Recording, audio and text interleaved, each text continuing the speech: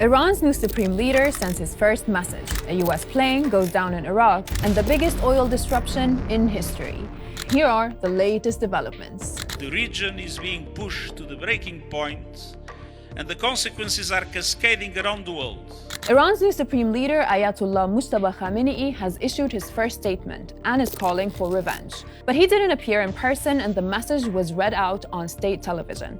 Take a listen. این اطمینان را به همگان می‌دهم که ما از انتقام خون شهداء شما صرف نظر نخواهیم کرد که توسط دشمن شهید می‌شود خود موضوع مستقلی برای پرونده انتقام است.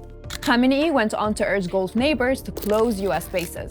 He said the Strait of Hormuz would remain closed and that Iran will respond proportionally to every attack.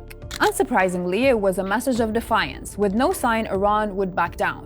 On the ground, Israeli and US strikes were more intense than ever, with an increasing death toll. The Red Crescent says more than 1,300 people have been killed, but it's been unable to update its figure for several days. The UN is increasingly alarmed and says across Iran, 3.2 million people have now been forcibly displaced. Hours after Iran's supreme leader gave his first statement, Israeli Prime Minister Benjamin Netanyahu gave his first press conference since the war began. He said Israel was winning the war, but he indicated airstrikes alone wouldn't be enough to topple the government. הוספתי יעד נוסף, והוא ליצור את התנאים לעם האיראני, באמת להסיר מעליו. It's up to you.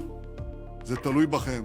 As he spoke, sirens sounded over major Israeli cities, with more reports of destruction. And although Netanyahu insists Iran has been dealt heavy blows, he admits Iran's missile program has now been pushed deeper underground.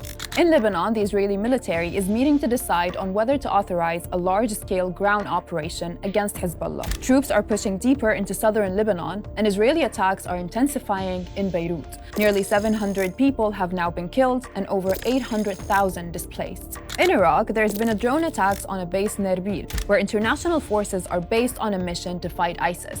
France has confirmed one of its soldiers was killed and several others were wounded.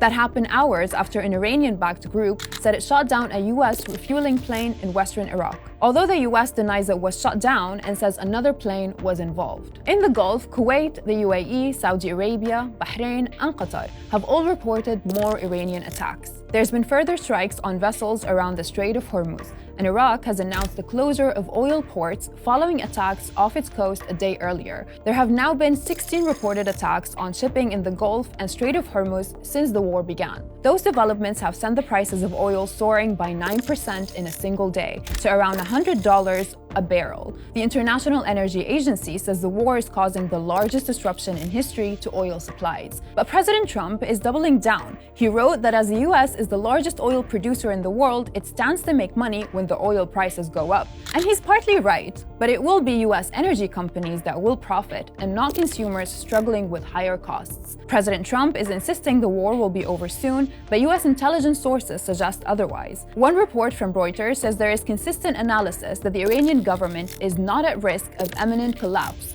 An earlier assessment found that even a large-scale assault would be unlikely to topple the government. Iran maintains it's ready for a war of attrition, and the longer this goes on, the more costly it will be to the global economy, and perhaps President Trump's own political fortunes. That's it from me for now. Stay with us on Al Jazeera for every development in this fast-moving war.